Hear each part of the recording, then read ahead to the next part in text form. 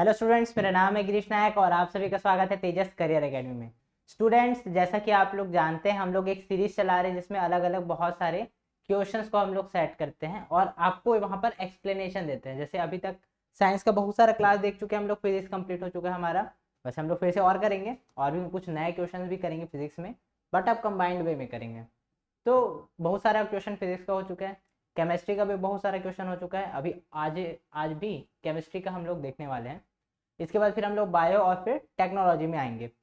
तो अभी हम लोग देखते हैं आज के हमारे पास क्वेश्चन में क्या क्या है। तो हमारे सीरीज में मेनली होता क्या है, क्वेश्चन कुछ रहेंगे और उससे रिलेटेड जितना भी थ्योरिकल पार्ट है जो एग्जाम पर्सपेक्टिव से इंपॉर्टेंट है वो सारा चीज हम लोग कवर करने की कोशिश करते हैं।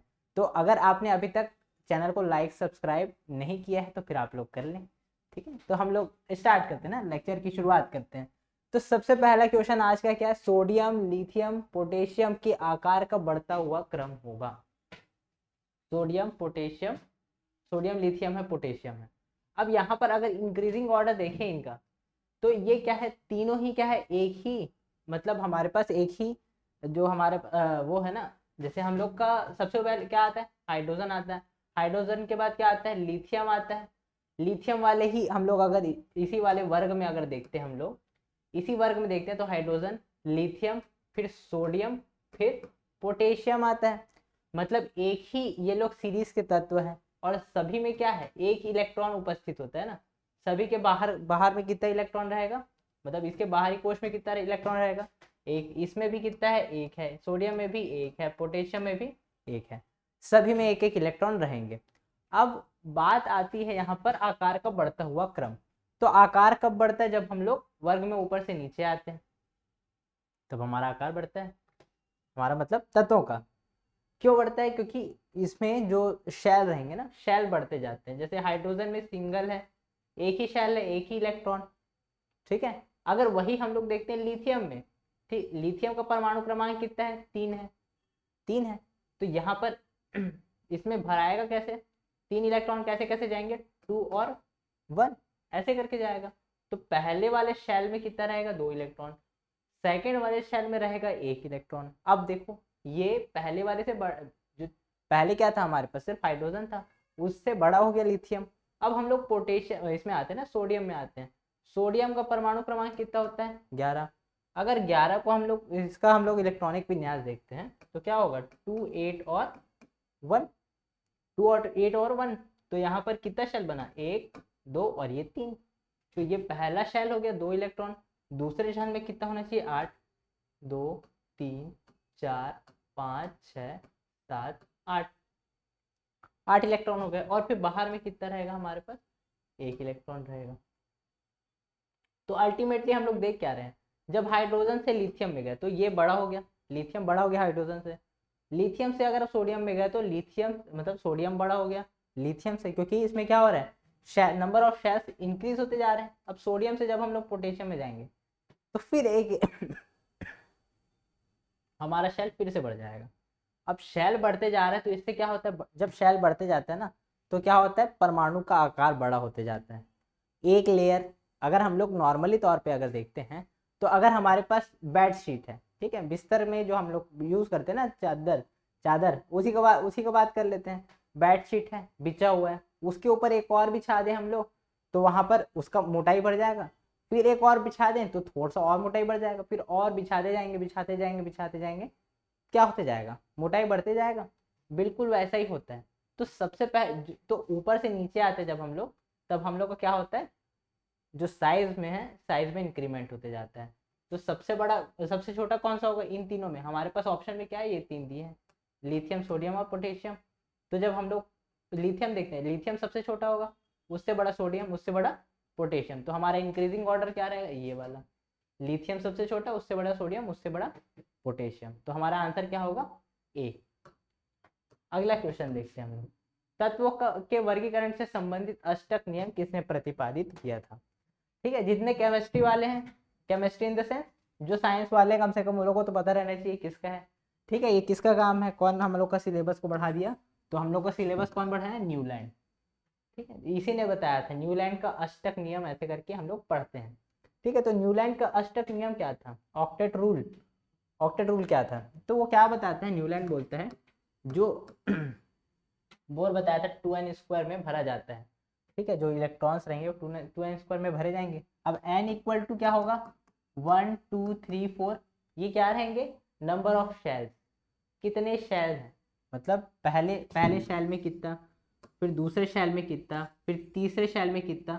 तो हमारे पास ना ये नंबर रहता है, ये पहला शेल है ना, तो इसका इसमें n का वैल्यू 1 हो जाएगा। सेकंड शेल है ना, इसमें n का वैल्यू 2 हो जाएगा। तीसरा शेल है ना, n का वैल्यू 3 हो जाएगा। तो पहले शेल में अगर देखते हैं n इक्वल टू अगर 1 रखते हैं तो यहाँ पर 1 का स्क्वायर इंटू 2 मतलब कितना आएगा? 2। अगला शेल हम लोग देखते हैं सेकंड शेल। सेकंड शेल में n इक्वल टू क्या हो जाएगा? 2। तो 2 का स्क्वायर 4, 4 इंटू 2 8। तो हमारे पास सेकंड मतलब सेकंड जो ऑर्बिटल रहेगा हमारे पास, उसमें कितना आ जाएगा इलेक्ट्रॉन? 8।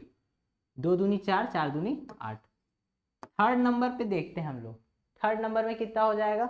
यहाँ पर 3 आ जाएगा। 3 का स्क्वायर इंटू 2, 3 3 9 दूनी 18। उसके बाद चौथे शेल की अगर बात करें हम लोग, 32 हो जाएगा। ठीक है, ये तो हो गया हमारे, मतलब मैक्सिमम इलेक्ट्रॉन इतने हो सकते हैं। अब अगर मान लेते हैं कि ये थर्ड नंबर वाले पे 18 इलेक्ट्रॉन्स नहीं आ पाए, तो 18 इलेक्ट्रॉन्स नहीं आए तो कम से कम 8 तो आ ही जाना चाहिए। ठीक है, तो स्टेबल रहेगा। और इनमें से कोई सा भी हमारे पास कॉन्फ़िगरेशन आता है लास्ट वाले शेल में, इनमें से कोई सा भी कॉन्फ़िगरेशन आएगा तो वो जो एटम है वो क्या रहेगा? कंपैरेटिवली स्टेबल रहेगा। जिसके में एक ऐसा एलिमेंट है हमारे पास ए, जो जिसके में ऐसा कॉन्फ़िगरेशन आया है लास्ट वाले शेल में, और एक है हमारे पास बी, ऐसा नहीं आया है। तो ये क्या हो जाएगा? ये वाला स्टेबल रहेगा। जिसमें आ जा रहेगा ना, ये वाला सिचुएशन आ गया इनमें से कोई सा भी, तो वो स्टेबल रहेगा। और जो बी रहेगा जिसमें नहीं आया है वो अनस्टेबल रहेगा। तो स्टेबिलिटी, जो मतलब एटम्स की स्टेबिलिटी को बताने के लिए न्यूलैंड ने दिया था ये लॉ। ठीक है, न्यूलैंड का अष्टक नियम। ठीक है। अब अगला हम लोग क्वेश्चन देखते हैं। पृथ्वी पर सबसे अधिक पाया जाने वाला तत्व, ध्यान रखेंगे तत्व की बात कर रहे हैं, और सबसे ज्यादा पाया जाता है। तो सबसे ज्यादा कौन सा पाया जाता है? ऑक्सीजन। हम लोग अब देखते हैं हम लोग, ऑक्सीजन पाया जाता है। अब बट हम लोग अगर एयर में देखते हैं ना, तो एयर में क्या रहता है? नाइट्रोजन सबसे ज्यादा रहता है। ऐसा बोलते हैं ना, ऐसा बोलते ही हैं एक्चुअली। ठीक है, 72%, 71 72% रहता है हमारे क्या? नाइट्रोजन हमारे इन्वायरमेंट में है। और ऑक्सीजन की बात करें तो ऑक्सीजन कितना है? 28%, 27 पॉइंट समथिंग या 28 के आसपास ऐसा है हमारे पास। ये किसका है? ऑक्सीजन का है। तो ये नाइट्रोजन ज़्यादा होना चाहिए ऐसा लगता है, एक माइंडसेट ऐसा आता है। बट ये सिर्फ एयर की बात है। एयर के अलावा भी यहाँ, ये तो जल है ना हमारे पास, इतना बड़ा जलीय भाग है, पूरे इतना बड़ा समुद्र है, समुद्र में पानी है, पानी बना है H2O से। तो ऑक्सीजन तो इतना सारा हो गया, प्लस हमारे पास बहुत सारे हमारे पास जो मेटल्स रहते हैं। ठीक है, हम जो हमारे पास खनिज मिलेंगे ना, खनिजों में भी ऑक्सीजन मिक्स रहता है। तो ऑक्सीजन सिर्फ एयर, ये सिर्फ एयर की बात है। बाकी हर जगह अगर देखा जाए तो हर जगह ऑक्सीजन पाया जाता है। तो सबसे ज़्यादा संख्या में क्या रहता है हमारे पास? अगर कोई तत्व है तो वो कौन सा है? ऑक्सीजन सबसे ज़्यादा मात्रा में उपस्थित है। अगला क्वेश्चन देखिए। पृथ्वी पर सबसे अधिक मात्रा में पाया जाने वाला धात्विक तत्व। देखो यहाँ पर क्या बोल रहे हैं? धातु होना चाहिए, धातु वाला तत्व। ठीक है, मतलब क्योंकि तत्व क्या होते हैं? तत्व, अगर हम लोग एलिमेंट की बात करें, एलिमेंट, अगर सिर्फ एलिमेंट की बात करें तो सबसे फर्स्ट नंबर पे कौन रहेगा? ऑक्सीजन। बट हम लोग क्या बोल रहे हैं? धात्विक तत्व, धातु वाला तत्व। तो तत्व जो होता है ना, 3 टाइप का होता है। एक तो होता है मेटल, एक होता है नॉन मेटल, और एक होता है मेटलॉइड, उपधातु, धातु, अधातु और उपधातु। तो यहाँ पर ये प्रॉपरली क्लासिफाई कर दिया है कि तत्व वाले में बताओ, तत्व वाले में सबसे ज्यादा क्या है, क्योंकि ऑक्सीजन जो है वो आधात्मिक तत्व है। ठीक है, तो हमारे पास मेटल में अगर देखा जाए तो सबसे ज्यादा कौन सा रहेगा? कैल्शियम। ठीक है, ध्यान रखेंगे इस बात को। अब सबसे हल्का तत्व कौन सा है? सबसे हल्का तत्व सोचिए हमारे पास क्या क्या ऑप्शन है, हाइड्रोजन है, एल्यूमिनियम, लिथियम और सोडियम। ठीक है, अब इन चारों में देखते हैं ना, इनमें सबसे कम मतलब इलेक्ट्रॉनों की संख्या किस में रहती है, हाइड्रोजन में। ठीक है, सबसे ज़्यादा किस में रहेगी, हमारा एल्यूमिनियम में सबसे ज़्यादा। ठीक है, एल्यूमिनियम में सबसे ज़्यादा, उसके बाद फिर सोडियम, उसके बाद लिथियम और फिर हाइड्रोजन। हाइड्रोजन में क्या होता है, अगर हम लोग इसमें देखते हैं ना, चलो सिंपल ही देखते हैं ना, हमारे पास हाइड्रोजन है, हाइड्रोजन में एक इलेक्ट्रॉन। ठीक है, एक इलेक्ट्रॉन तो एक प्रोटॉन। ठीक है, प्रोटॉनों की संख्या भी एक होगी, और यहाँ पर न्यूट्रॉनों की संख्या होगी क्या, नहीं, न्यूट्रॉनों की संख्या नहीं रहेगी।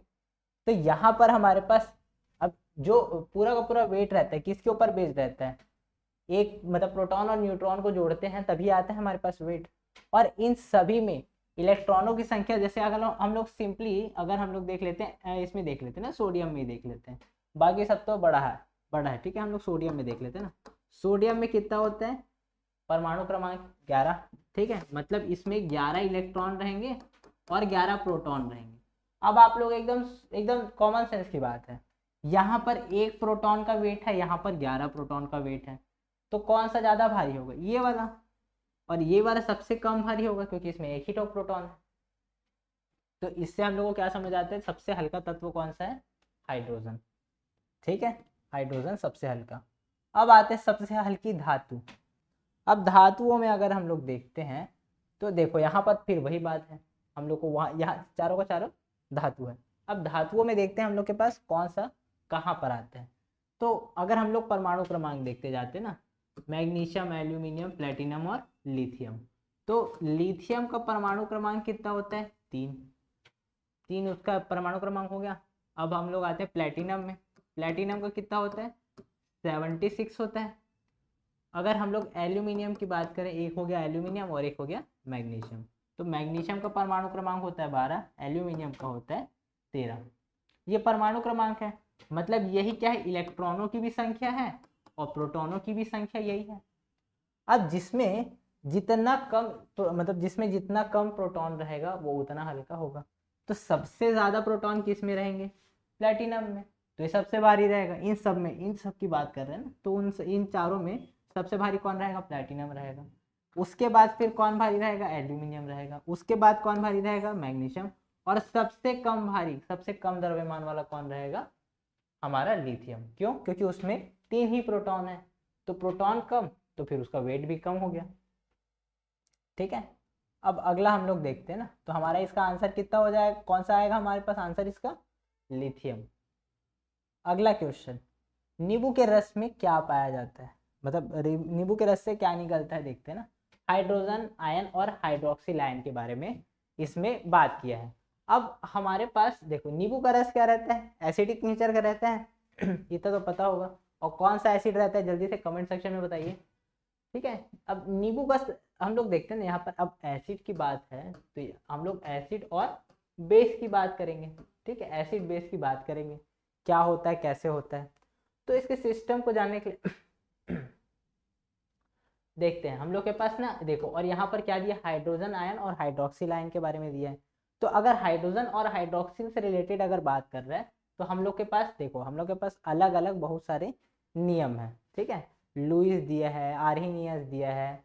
ठीक है, तो हम लोग अलग अलग, हमारे पास बहुत सारे साइंटिस्ट हैं, ब्रॉन्स्टेड लॉरी है। तो हम लोग को जो हमारे लिए सुटेबल है उसको हम लोग देखते हैं। तो हम लोग सारे एसिड बेस को देख लेते हैं अभी इकट्ठा। आर्हीनियस, ठीक है, आर्हीनियस जो है वो बताया, देखो सबसे पहले कुछ नहीं पता था ना, तो हम लोग को सिर्फ इतना पता था कि जो एसिड होता है ना वो खट्टा लगता है और जो बेस होता है ना वो कड़वा लगता है। तो एसिड और बेस हम लोग को ऐसे पता चलता था पहले कि हाँ ये मतलब ये खट्टा लग रहा है तो फिर ये एसिड है। अब कुछ जो मीठा मतलब जो कड़वा लग रहा है वो बेस है, ये चीज़ हम लोग को पता चलता था। बट अब कुछ कुछ ऐसे हम लोग को भी एसिड मिले जिसको हम लोग जीभ से लगा ही नहीं सकते, जैसे H2SO4, H2SO4, सल्फ्यूरिक एसिड, इसको जीभ से लगाएंगे तो जीभ कुछ खाने के लायक नहीं रहेंगे।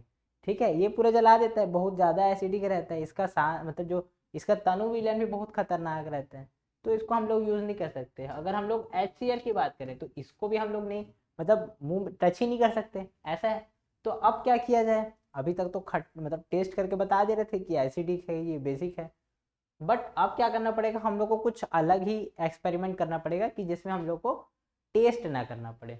तो आर्हीनियस क्या बोला कि अगर कोई ऐसा मतलब कोई ऐसा यौगिक है, कोई ऐसा हमारे पास सॉल्यूशन है, कोई यौगिक ऐसा है हमारे पास जो हाइड्रोजन आयन डोनेट करता है, डोनेट करता है इन द सेंस इसमें से रिलीज होता है। जैसे हमारे पास HCl, HCl में जब हम लोग इसको क्या, जब ये मतलब ये क्रियात्मक रूप में रहता है तो फिर ये क्या क्रिया करता है, H+ और Cl- में ये ब्रेक हो जाता है।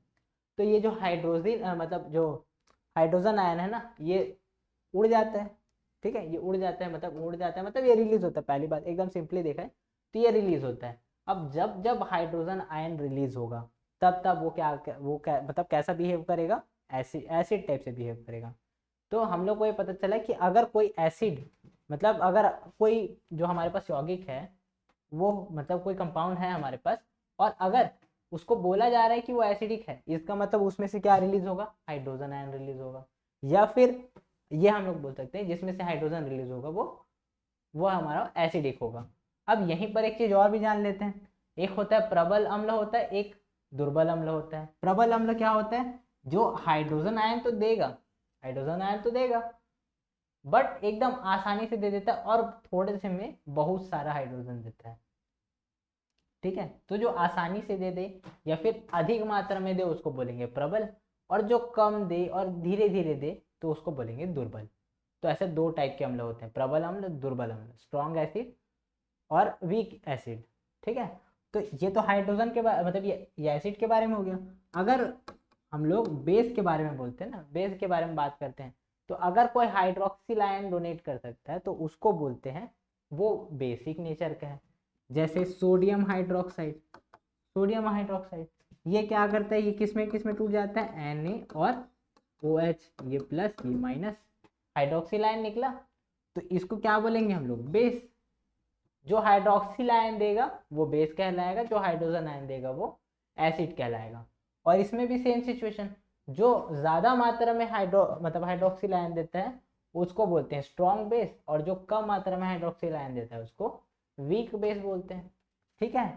तो उस आधार पे अगर हम लोग देखते हैं, क्योंकि यहाँ पर हाइड्रोजन आयन और हाइड्रोक्सिल आयन इसके आधार पे दिए हैं, तो हम लोग इसमें देखते हैं जो क्या बोलता है, नींबू का रस, नींबू के रस में क्या रहता है, एसिड रहता है। तो यहाँ पर क्या रिलीज होना चाहिए, हाइड्रोजन आयन रिलीज होना चाहिए। तो हाइड्रोजन आयन अधिक, हाइड्रोक्सिल आयन कम। अगला देखते हैं, हाइड्रोजन आयन कम, हाइड्रोक्सिल आयन अधिक, ये तो हो ही नहीं सकता। हाइड्रोजन तथा हाइड्रोक्सिल आयन बराबर, ये भी नहीं हो सकता। अगर ये बराबर देता है तो फिर ये ना एसिडिक बिहेव करेगा ना बेसिक बिहेव करेगा।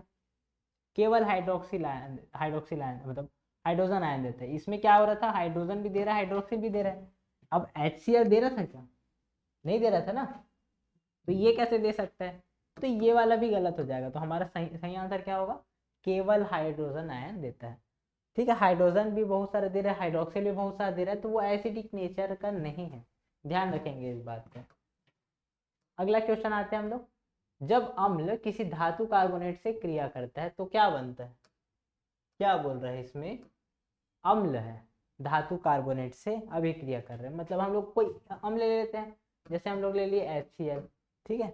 बार बार HCl ले रहे हो सर, देखते हैं एक आधा और देख लेंगे, ठीक है। अगले बार हम लोग H2SO4 ले लेंगे, ठीक है। एक हो गया HCl, और अगर हम लोग देखते हैं धातु कार्बोनेट, मतलब धातु हम लोग सोडियम ले लिए, और अगर इसका कार्बोनेट देखते हैं Na2CO3, ये हो गया सोडियम कार्बोनेट। पोटेशियम कार्बोनेट भी ले सकते हैं, ठीक है, मैग्नीशियम कार्बोनेट भी ले सकते हैं। बस क्या होना चाहिए, धातु वाला कार्बोनेट होना चाहिए, कार्बोनेट ग्रुप रहना चाहिए, उसके साथ धातु जुड़ा रहना चाहिए, उसको लेना है। तो हमारे पास HCl प्लस Na2CO3। अब अगर हम लोग इसको लेते हैं ना, जब इसके साथ रिएक्शन कराते हैं ना, तो क्या होता है, यहाँ पर देखो यहाँ 2Na है, तो यहाँ पर ये जो सोडियम है ना, ये देखो ये पॉजिटिव चार्ज है निगेटिव चार्ज, और ये क्या, ये पॉजिटिव चार्ज है और ये निगेटिव चार्ज है। तो ये क्या होता है, इस मतलब ये वाला जो है ना क्लोरीन वाला इसके साइड अट्रैक्ट हो जाता है, इसके साथ आ जाता है, तो क्या हो जाता है, ये 2NaCl बना देता है, सोडियम क्लोराइड बना दिया, सोडियम और क्लोरीन सोडियम क्लोराइड बना दिया। प्लस अब देखो यहाँ पर 2 Cl था, मतलब यहाँ पर 2 Cl चाहिए ना, तो यहाँ पर अगर हम लोग इसका मतलब इसका हम लोग 2 मोलर ले लेते हैं तो फिर यहाँ पर 2 हाइड्रोजन बचे और यहाँ पर 1 कार्बन 3 ऑक्सीजन ये बचा है। तो अगर इस 2H को ले लेना, मतलब हाइड्रोजन का 2 पार्टिकल और इसका 1 पार्टिकल ऑक्सीजन का, तो क्या हो गया हमारा H2O बन गया। अब यहाँ पर क्या बच गया, ऑक्सीजन 2 बचा है और कार्बन 1 है, तो यहाँ पर ये कार्बन डाइऑक्साइड। ठीक है, तो हमारे पास क्या क्या मिला, सोडियम क्लोराइड क्या होता है, एक लवण होता है, एक सॉल्ट होता है। ये क्या है हमारे पास, जल, और कार्बन डाइऑक्साइड जो है ये गैस है, ये रिलीज होता है। मतलब अगर हम लोग एसिड का क्रिया कराते हैं धातु के कार्बोनेट के साथ, ध्यान रखेंगे धातु के कार्बोनेट के साथ कराते हैं क्रिया, तो क्या बन जाता है, लवण बन जाता है, जल बन जाता है और कार्बन डाइऑक्साइड रिलीज हो जाता है। तो यहाँ पर हमारे पास क्या क्या है, देखो हमारे पास पहले लवण है, जल है और कार्बन डाइऑक्साइड है, लवण जल और कार्बन डाइऑक्साइड, तो हमारा आंसर क्या होगा, बी। अब इसी में एक और भी चीज ध्यान रख लीजिए, ये कार्बोनेट है ना, अगर कार्बोनेट की जगह अगर सल्फेट रहेगा ना तो यहाँ पर कौन सा गैस निकलेगा, सल्फर डाइऑक्साइड। ध्यान रखेंगे इस बात का, कार्बोनेट कार्बोनेट यूज करते हैं तो कार्बन डाइऑक्साइड निकलता है, सल्फेट यूज करेंगे तो सल्फर डाइऑक्साइड निकलेगा। ठीक है, अब हम लोग अगला क्वेश्चन देखते हैं। अगला क्वेश्चन क्या है हमारा, उदासीन विलयन का पीएच मान होता है, उदासीन विलयन, देखो उदासीन विलयन का पीएच मान, उदासीन मतलब उदास आदमी बैठा है, ठीक है, न भाव दे रही है न कुछ हो रहा है, ठीक है, अलग ही सिस्टम है, ठीक है, तो न खुश हो पा रहे हैं न दुखी हो पा रहे हैं, ऐसा वाला बात है। तो जो हमारे पास अगर हम लोग HCl की बात करें, सो मतलब हाइड्रोक्लोरिक एसिड जो है ना, HCl, अगर ये इसको हम लोग मतलब एक अम्ल है और एक क्षार है, जब हम लोग इसको मिला देते हैं ना तो ये क्या बनता है, ये सोडियम इस क्लोरीन के साथ जुड़ जाता है और सोडियम क्लोराइड बन जाता है, और ये मतलब H है, ये OH है, मतलब हाइड्रोजन 2 हो गया, एक ऑक्सीजन, तो क्या बन जाता है, H2O बन जाता है। तो यहाँ पर क्या बन जाता है, देखो अम्ल और क्षार दोनों एक्साइटेड था तो मिलके उदासीन बना देते हैं। ठीक है, उदास आदमी बना दिए, ठीक है, थोड़ी खुशी थोड़ी गम, ठीक है, तो हम कुछ नहीं करेंगे सनम ये हो गया, तो सोडियम क्लोराइड कुछ नहीं करता है, तो ये उदासीन हो गया ना। अब इस क्रिया को बोलते हैं उदासीनीकरण की क्रिया, न्यूट्रलाइजेशन रिएक्शन। ध्यान रखेंगे इस बात का कि क्या होता है न्यूट्रलाइजेशन रिएक्शन, अगर पूछा जाता है तो फिर अगर एसिड और एक मतलब एसिड और बेस मिलके अगर लवण और जल बनाए, सॉल्ट और वाटर बनाते हैं, तो फिर ये वाली प्रक्रिया जो है वो क्या कहलाती है, न्यूट्रलाइजेशन, उदासीनीकरण कहलाती है। ठीक है, तो हमारे पास उदासीन विलयन का पीएच मान क्या होता है, तो जो ना एसिड है ना बेस है उसको बोलेंगे उदास, ठीक है, वही है उदास। तो जैसे हमारे पास वाटर है H2O जो होता है हमारे पास वाटर ये उदास रहता है ना, ये बहुत उदास आदमी है, ठीक है, इसको ना खुशी में खुशी होती है ना गम में गम होता है, ऐसा आदमी है, ठीक है, तो ये उदासीन है, तो इसका पीएच मान कितना होता है, 7। अब देखो हम लोग यहाँ पर पीएच स्केल देख लेते हैं, 0 से स्टार्टिंग रहता है 14 तक और बीचों बीच आता है इसमें 7, ठीक है, इस साइड इस साइड। अब देखो इस साइड जाएंगे ना हम लोग तो क्या हम लोग को मिलेगा बेस, और इस साइड रहेगा तो एसिड, और जितना 7 से जितना ज़्यादा दूर रहेगा ना उतना ज़्यादा एसिडिक नेचर अधिक होता है, ज़्यादा एसिडिक होता है, और जितना 14 के साइड रहेगा ना उतना बेसिक नेचर अधिक होता है। ठीक है, इस बात को ध्यान रखेंगे, एसिडिक नेचर या बेसिक नेचर। अब एसिडिक और बेसिक, अब यहाँ पर क्या हुआ, उदासीन विलयन के बारे में बात कर रहे हैं, तो ये वाला जो पॉइंट रहता है ना, जो बीच का पॉइंट रहता है यहाँ पर मतलब जो सॉल्यूशन है ना वो ना मतलब वो ना एसिडिक बिहेव करता है ना बेसिक बिहेव करता है, दोनों टाइप से नहीं करता, तो ये उदास रहता है। तो यही वाला जो पॉइंट है वही क्या हमारा उदासीन, मतलब उदासीन विलयन का पीएच मान, या फिर न्यूट्रल जो सॉल्यूशन है ना उसका पीएच मान कितना होता है, 7। आगे हम लोग देखते हैं, दंत क्षय का कारण है, लार्व का पीएच, देखो दंत क्षय मतलब दांत खराब होता है ना, ठीक है, टूथ डीके बोलते हैं इसको। अब आप लोग कभी भी ऐसा भी मतलब फील किए होंगे कि अगर हम लोग कुछ खट्टा खा रहे हैं, वो उसमें आता है ना सेंसोडाइन का टूथपेस्ट, कुछ खट्टा या ठंडा खाने पर अगर आपके दांतों में किनकिनाहट महसूस हो रही है, झंझनाहट महसूस हो रही है, तो आप सेंसिटिविटी के शिकार हैं ऐसा करके। तो ये चीज़ को बोलते हैं, क्यों बोलते हैं, क्योंकि जब, या फिर आप लोग एकदम नॉर्मली ना एकदम खट्टा वाला अगर आप लोग आम खाओ, ठीक है, आम को, कच्चा आम, बहुत कच्चा आम है ना, उसको आप अपने क्या बोलते हैं दांत से ऐसे एकदम ही तबाही टाइप का खट्टा होना चाहिए ना, और उसको आप खाओगे तो आपका ना पूरा का पूरा दांत ना एकदम मतलब झंझना आ जाता है, ठीक है। उसके बाद फिर ना आपको कुछ खाने का मन ही नहीं करेगा, इतना ज़्यादा खट्टा अगर खा डालोगे तो यहाँ पर क्या होता है, इससे हमको क्या पता चलता है कि हम लोग एकदम ज़्यादा खट्टा अगर खा लिए तो हमारा दांत का नुकसान होगा। ये तो एक बार खाए ना, आज खाए, लेकिन मन तो भरता नहीं है, लड़कियों का और नहीं भरता है, लड़कियों को तो और खट्टा खाना पसंद आता है, ठीक है, इमली खाएंगे, बेर खाएंगे, सब खाते हैं, ठीक है। तो खाते जाते हैं, एक दिन खाओगे ठीक है, 2 दिन खाओगे ठीक है, एक हफ्ते खा रहे हो ठीक है, 1 महीना खा रहे हो तो भी चलो ठीक है, लेकिन पूरा साल भर खा दिए तो आपका क्या होगा, दांत खराब हो जाएगा। तो खराब होने का मेन कारण क्या है, एसिडिक नेचर। तो यहाँ पर अगर हम लोग देखते हैं लार का पीएच अगर हमारा एसिडिक हो जाए, बहुत ज़्यादा एसिडिक हो जाए, तो हमारा क्या हो जाएगा। अब देखो हम लोग तो बाहर से ले रहे हैं ना खट्टापन, अगर पहले से ही खट्टा, मुंह में ही खट्टापन रहे तो कैसे होगा, समस्या ज़्यादा हो जाएगी। तो ये हमारा जो पीएच स्केल है 0, 7, 14, ये हमारा पीएच स्केल है। इधर साइड क्या है, बेसिक नेचर है, हम लोग को क्या चाहिए, एसिडिक नेचर। और जितना ज़्यादा हम लोग 0 के साइड जाते जाते हैं उतना ज़्यादा एसिडिक नेचर बढ़ता जाता है। तो अगर बहुत ज़्यादा खट्टा खाएंगे तो ज़्यादा जल्दी खराब होगा दांत। तो यहाँ पर अगर हम लोग देखते हैं सबसे छोटा वैल्यू कौन सा, सबसे पास कौन सा है, 0 के सबसे ज़्यादा पास कौन सा है, 5.5, और क्या बोल रहा है 5.5 से कम हो जाना। अगर 5.5 से कम हो गया, मतलब यहाँ पर अगर पहुँच गया, जो लार का, जो सलाइवा का एसिडिटी है वो अगर यहाँ तक पहुँच गया तो फिर ज़्यादा खट्टा लगेगा, तो ज़्यादा खट्टा लगेगा तो दांत जो है वो जल्दी खराब होगा। तो हमारा आंसर क्या होगा, दांत क्षय का कारण क्या है, अगर पीएच, लार का पीएच जो है 7 मतलब 5.5 से अगर कम हो गया तो। 7 तो हो नहीं सकता क्योंकि उदासीन में तो कोई, अगर मतलब साथ में भी अगर हो जाता तो फिर हम लोग कभी पानी ही नहीं पी पाते, पानी एकदम पीते पीते पूरा मतलब हमारा पूरा दांत खराब होते जाता, ठीक है। तो हमारा आंसर क्या होगा, आंसर नंबर सी, 5.5 से कम हो जाना।